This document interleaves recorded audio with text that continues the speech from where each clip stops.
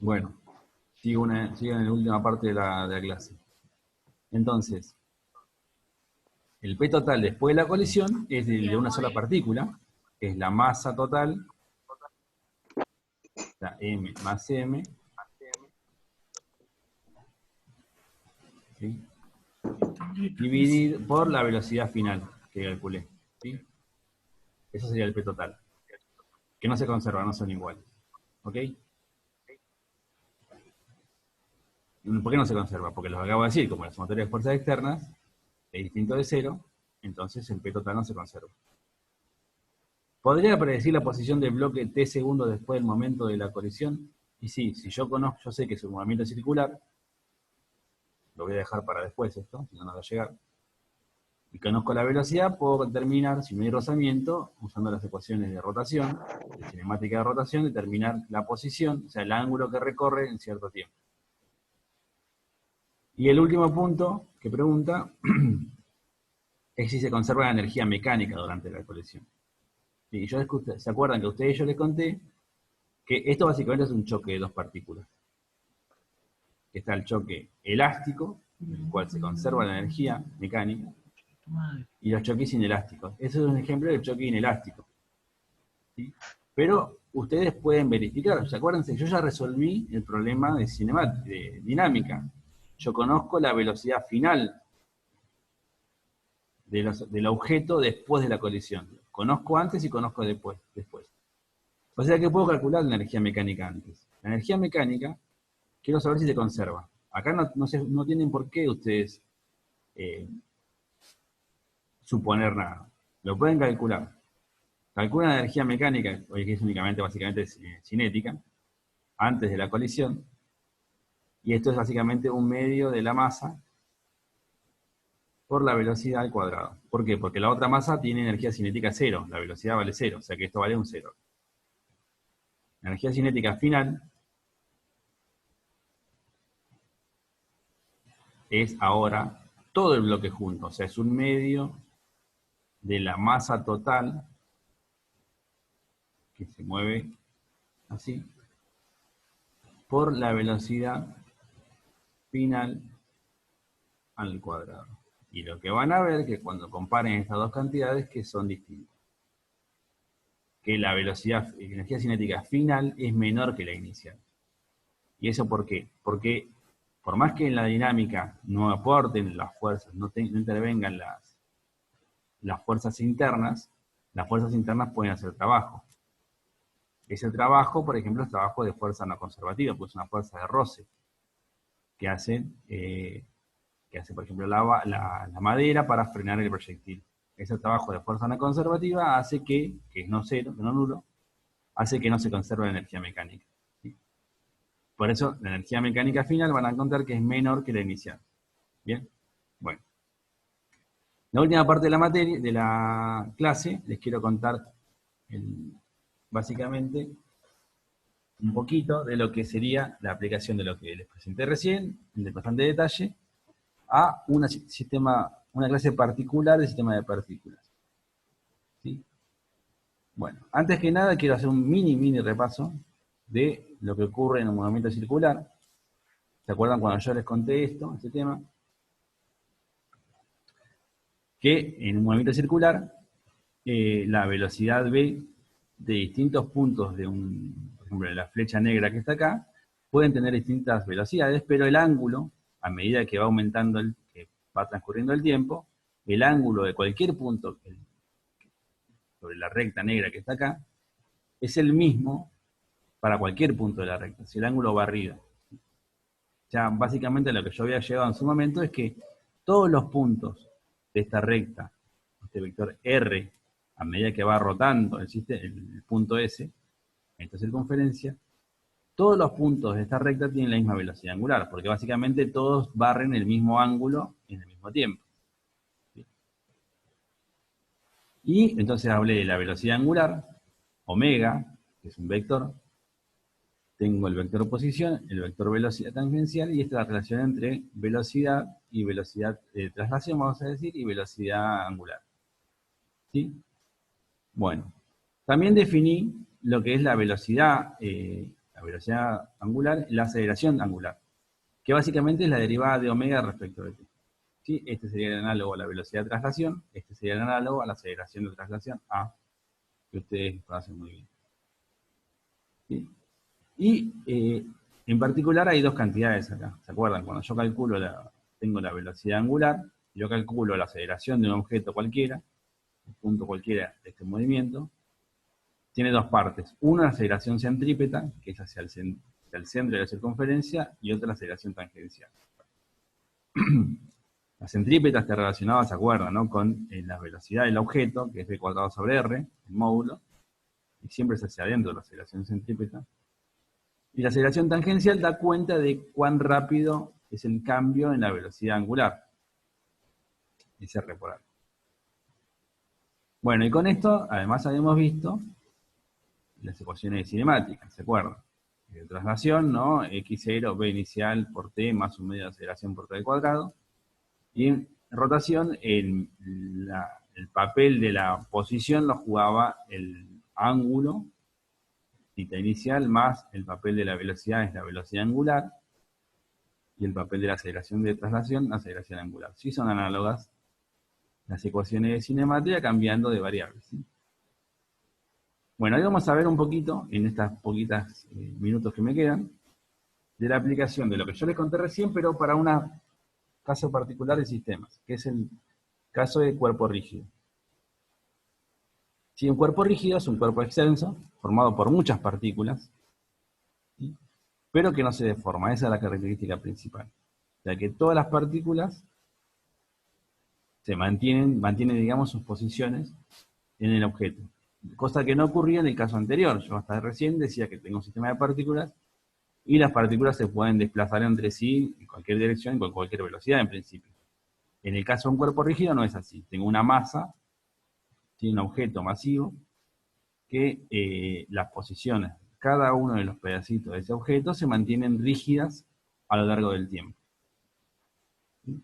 Pero en definitiva es un sistema de partículas. Yo, o cualquier sistema de masa m, digamos, masivo, lo puedo dividir en pedacitos, y cada uno de esos pedacitos los puedo considerar como si fuera una partícula.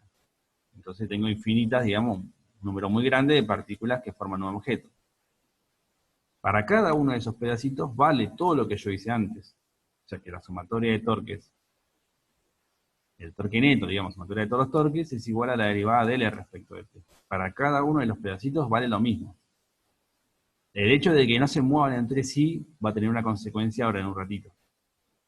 Pero en principio vale todo lo que yo dije antes.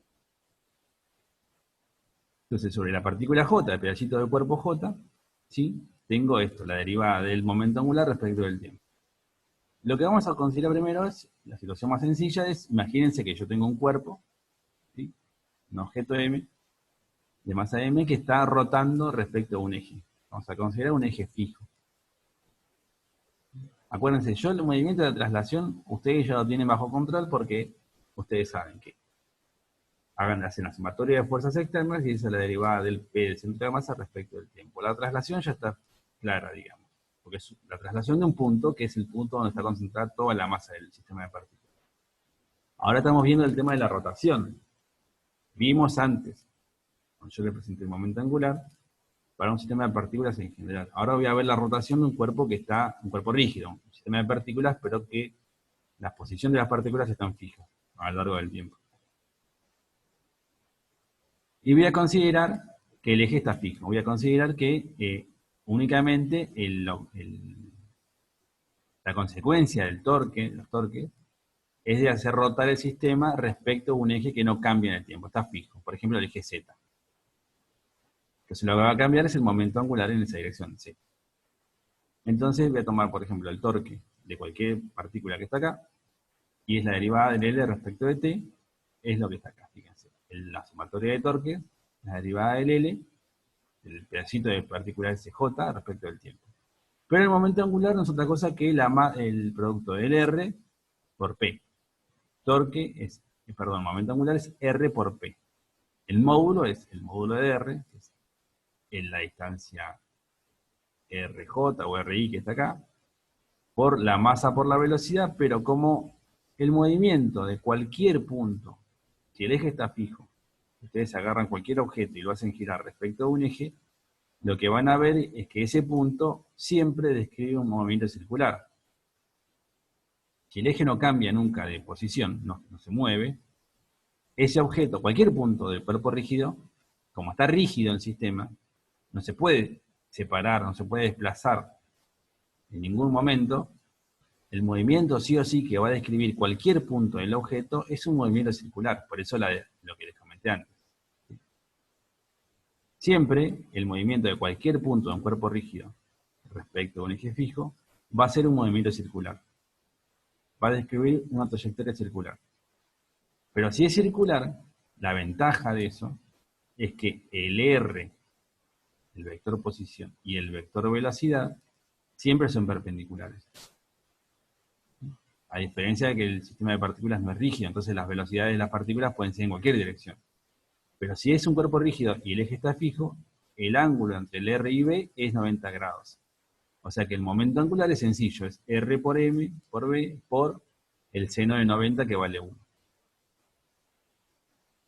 Además, yo quiero aplicar la ecuación que yo encontré para el torque para este sistema. Pero como el cuerpo es rígido, digamos, yo le estoy comentando ahora cuáles son las ventajas, o las consecuencias, mejor dicho, de que sea rígido el cuerpo. Primero, que el ángulo entre el vector posición y velocidad es 90 grados. Y segundo, que el R, ¿sí? No va a cambiar. ¿Sí? El R, el vector posición, de la partícula, como es rígida, no va a cambiar. Esta partícula siempre va a estar a la misma distancia, no va a cambiar porque es rígida. ¿Sí? Entonces este R no va a aparecer acá. Y ahora lo que voy a meter es el vector velocidad, acá. B es omega por R, que es la relación entre velocidad angular y velocidad de la partícula J. ¿Por qué? Porque la velocidad de la partícula J justamente depende de la partícula en cuestión. ¿Sí? Y yo voy a considerar todo el cuerpo rígido, entonces me conviene relacionarlo con una cantidad que no depende de la partícula, porque en el movimiento circular todos los puntos de movimiento tienen la misma velocidad angular. BJ lo puedo escribir como omega por RJ. Todos los puntos en el cuerpo rígido se van a mover con la misma velocidad angular. No necesariamente con la misma velocidad v tangencial, porque eso depende de la distancia a la que estén del centro de rotación.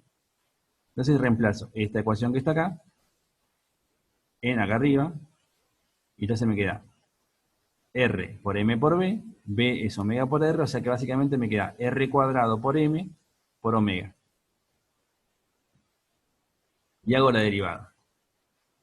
¿Sí? Ahora, R no cambia, porque es un cuerpo rígido. La masa no cambia. Lo que va a cambiar, en principio, lo que puede cambiar es la velocidad angular. Todas las partículas tienen la misma velocidad angular, eso es verdad. Pero la velocidad angular en sí puede cambiar, puede tener aceleración angular. O sea, me queda la derivada de omega respecto del t, que no es otra cosa que m por r al cuadrado, que eso es constante, por la aceleración angular alfa. O sea que si yo aplico la ecuación de torque que yo encontré antes para un sistema de partículas a un cuerpo rígido, el resultado, después de todo este análisis, es que el torque externo para el sistema de partículas es la sumatoria de todas estas cantidades, sumatoria sobre todas las partículas de la masa por la distancia del cuadrado, por alfa. Como alfa es constante, lo puedo escribir así. Esta cantidad, que es la sumatoria de cada una de las masas de mi cuerpo rígido, masa por la distancia al eje de rotación al cuadrado, distancia del cuadrado al eje de rotación, esa cantidad se llama momento de inercia. El torque en un cuerpo rígido, la sumatoria de torques externos en un cuerpo rígido, lo puedo reescribir todo el resultado. ¿Se acuerdan que era la derivada del L respecto de T? Esa cantidad la puedo reescribir en un cuerpo rígido, y como es rígido y las distancias no cambian entre las partículas y todo se mueve a velocidad angular constante, con la misma velocidad angular, perdón, la sumatoria de torques es igual al momento de inercia por alfa. Esta es la definición de momento de inercia. ¿Sí? Acá, por ejemplo, tengo un ejemplito, digamos, de cómo se calcula el momento de inercia en distintas situaciones, digamos. Pero básicamente lo que ustedes tienen que ver es que en el momento de inercia importa la distancia. Además que importa las masas de las cantidades, lo que importa es la distancia o la posición de cada una de las partículas en cuestión respecto del eje de rotación. Fíjense esta cantidad ahí. Yo tengo una cierta distribución de masas, tengo muchas masas. Si quiero calcular el momento de inercia de esa distribución de masa, mientras más chiquito sea la disposición, la distancia del eje de rotación, esta cantidad es más chiquitita. Si el R es muy grande, el momento de inercia es grande. ¿Sí? Ahora yo, por ejemplo, si estuviéramos en clases, les mostraría una situación en la cual, por ejemplo, tienen una silla giratoria, ustedes tienen unas masas en cada una de las partes.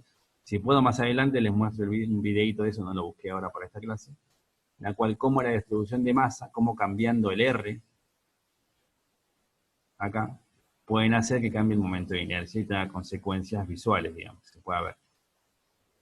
Bueno, momento de inercia, que es esta que está acá, que es básicamente tiene que ver con la distribución de masa. Fíjense, cuando nosotros vimos sumatoria de fuerzas, encontramos que esto es la masa por la aceleración. Esto es equivalente, fíjense, ¿no? Torque sería el equivalente a la fuerza neta, alfa es la aceleración, y el momento de inercia sería el equivalente a la masa neta. Está bien, es como una sumatoria de masas, pero acá importa la distribución, o sea, cómo están ubicadas esas masas. ¿Sí? ¿Cuánto vale el R respecto del eje de rotación? Mientras más chiquito sea la distancia de las masas al eje de rotación, o sea, mientras más chiquita sea el R, esta cantidad es más chiquita, o sea, el momento de inercia es más chiquito.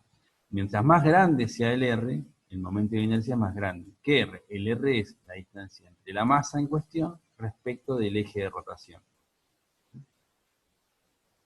Entonces, bueno, yo puedo calcular este momento de inercia para un montón de situaciones. Por ejemplo, momento de inercia para un cilindro, momento de inercia de un cilindro rígido, de una esfera, ¿sí? De una varilla. Bueno, esto,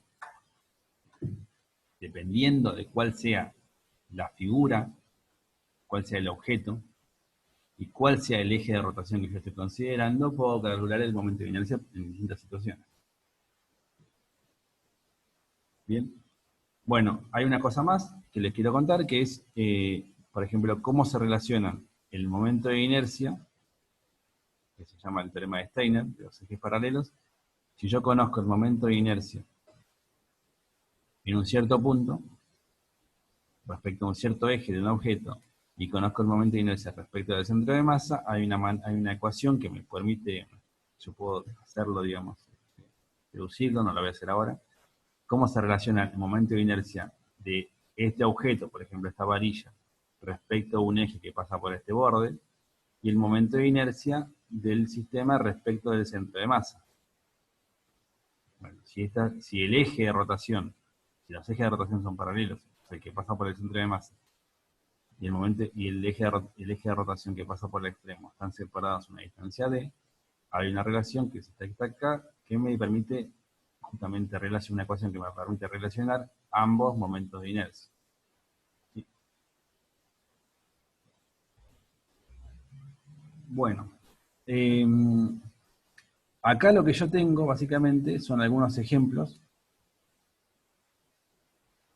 que creo que los voy a dejar para la clase que viene, que voy a contar básicamente ejemplos, porque es demasiado lo que yo les estuve contando hoy, y voy a terminar, digamos, no va a ser de teoría, pero les voy a contar un poco de cómo es el tema de la energía en este cuerpo rígido, que yo ya hablé de energía en un sistema de partículas, pero lo voy a escribir, digamos, voy a ver qué forma tiene en un movimiento de un cuerpo rígido, ¿está bien? Lo voy a dejar acá, y los ejemplos, digamos, de esta parte lo voy a dejar para la clase que viene. ¿Sí?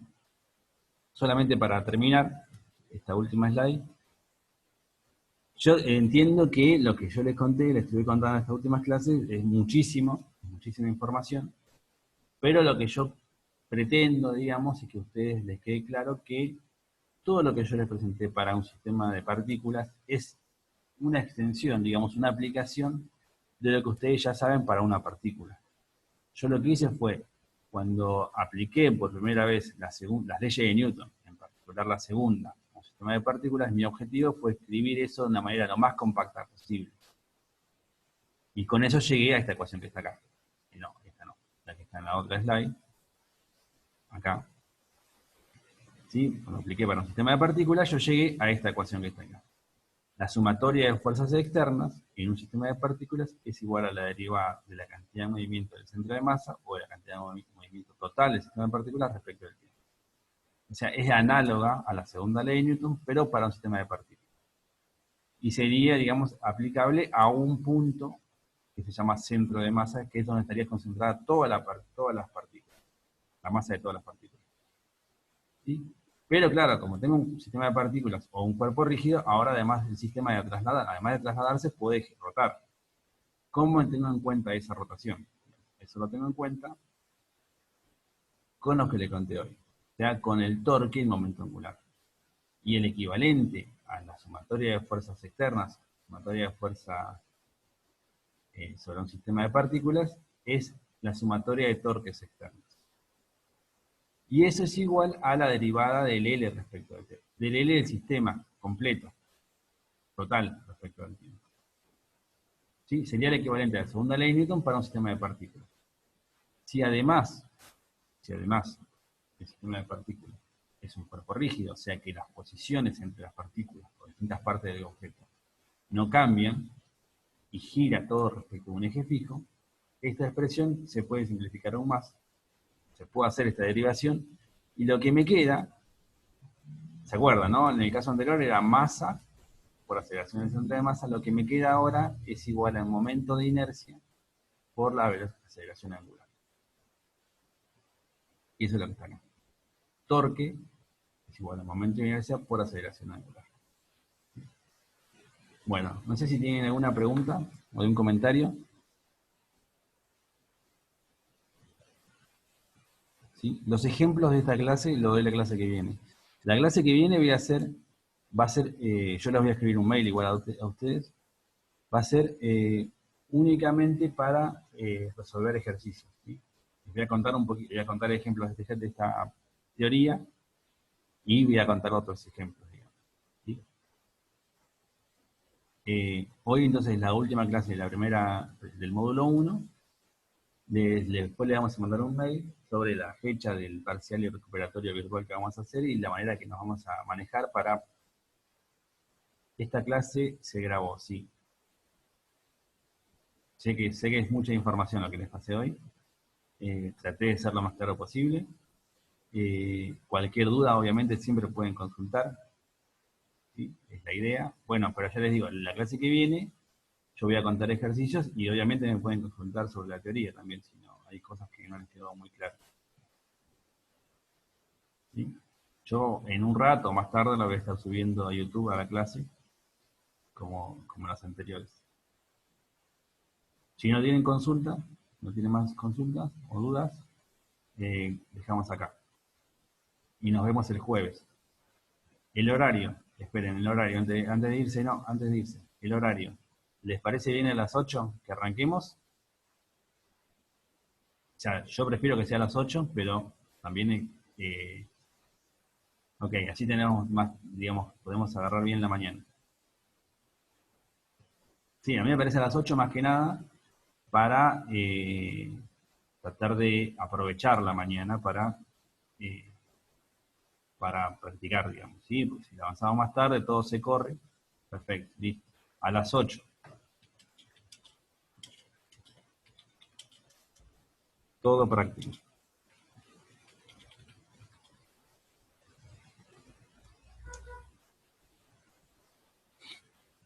¿Sí? Ahí me pueden consultar lo que quieran y yo les cuento el ejercicio. Y después seguiremos con la práctica.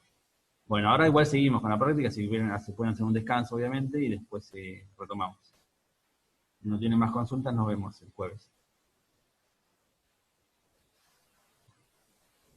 Adiós. Chao, chao, nos vemos.